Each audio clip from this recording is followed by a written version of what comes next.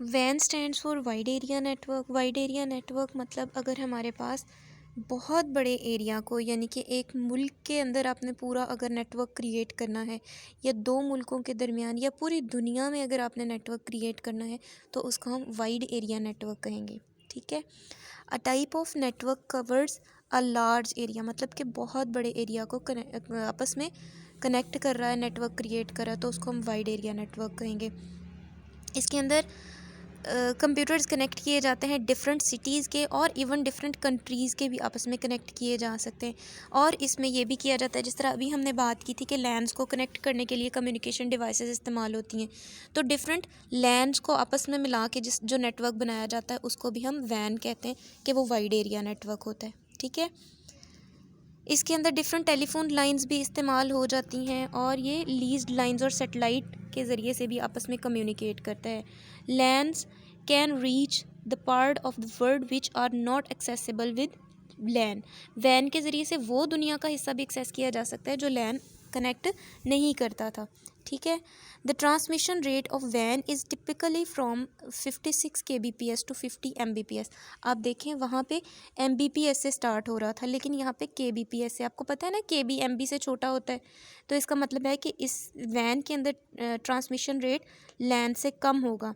ये एक्सपेंसिव होता है, ज़ाहिर है जितना बड़ा नेटवर्क उतना ज़्यादा एक्सपेंस, और ये कम फास्ट होता है लैन की निस्बत। वैन is not fast as LAN.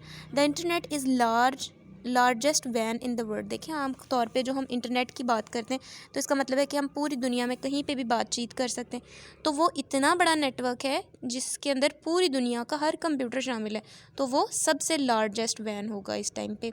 Main frame computers और मिनी कंप्यूटर्स भी इसके अंदर आ जाते हैं, ताकि टर्मिनल्स के साथ कनेक्ट कर सकें और कम्युनिकेट कर सकें। Personal computers must appear as a terminal और communicate with large computers in the वैन। देखें बड़े कंप्यूटर्स जो होते हैं वो एज सर्वर काम करेंगे, यानी मेन फ्रेम और मिनी कंप्यूटर्स वगैरह, लेकिन पर्सनल कंप्यूटर्स जो हर एक के पास मौजूद होते हैं, जिस तरह आपकी लैब के अंदर पड़े हैं, ये पर्सनल कंप्यूटर कहलाते हैं। ये कनेक्ट करते हैं और कम्युनिकेट करते हैं किसके साथ? जो बड़े कंप्यूटर्स हैं उनके साथ। तो इस तरह से पर्सनल कंप्यूटर बड़े कंप्यूटर के साथ अटैच हो सकता है। ये देखें पूरी दुनिया के अंदर कहीं पे भी मौजूद कंप्यूटर किसी दूसरे कंप्यूटर के साथ कनेक्ट कर सकता है। तो लार्ज कंप्यूटर जो बड़ा कंप्यूटर होगा उसको हम होस्ट कहेंगे, और पर्सनल कंप्यूटर होस्ट की मदद से अपलोड और डाउनलोड कर सकता है। तो वो डेटा जो पर्सनल कंप्यूटर से होस्ट की तरफ जाएगा उसको हम अपलोडिंग कहेंगे, और वो डेटा जो पर्सनल कंप्यूटर लेगा होस्ट कंप्यूटर से उसको हम डाउनलोडिंग कहेंगे। इसके लिए एक सॉफ्टवेयर इस्तेमाल होता है जिसको फाइल ट्रांसफ़र सॉफ्टवेयर कहते हैं, जिसकी मदद से आप अपलोड और डाउनलोड कर सकते हैं। अच्छा, अब देखें बहुत बड़े नेटवर्क को हमने वैन कहा, और छोटे से एक कमरे या एक बिल्डिंग में मौजूद नेटवर्क को हमने लैन कहा। लेकिन हमारे पास एक और टाइप आ जाती है नेटवर्क की जो इन दोनों के बिटवीन होता है, उसको मैन कहते हैं। Man means metropolitan area network.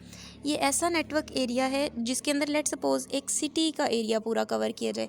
देखें अगर एक बिल्डिंग की बात की तो लैन, अगर कंट्री या डिफरेंट कंट्रीज़ की बात की तो वैन, लेकिन अगर सिर्फ एक शहर की बात करें यानी कि मिडल एरिया आ जाता है इसके अंदर, तो उसको हम मैन कहेंगे, मेट्रोपॉलिटन एरिया नेटवर्क। ठीक है। इसके अंदर different telephone companies, cables, television operators वगैरह इसके अंदर आ जाते हैं जो कि कनेक्शन प्रोवाइड करते हैं। फॉर एग्ज़ाम्पल जिस तरह अगर एक बैंक है, HBL है, HBL एक ऐसी ऑर्गेनाइजेशन है जिसके हर सिटी के अंदर क्या नाम है, बैंक्स मौजूद हैं।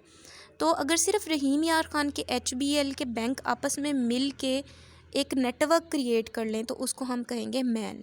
ठीक है। तो डिफरेंट ब्रांचेस आपस में मिलके अगर एक नेटवर्क क्रिएट कर लें तो उसको हम कहेंगे मैन। इसके एग्जांपल के तौर पे भी वो यही कहता है कि different branches of a company in same city is an example of metropolitan area network. Hopefully आपको समझ आ गया होगा।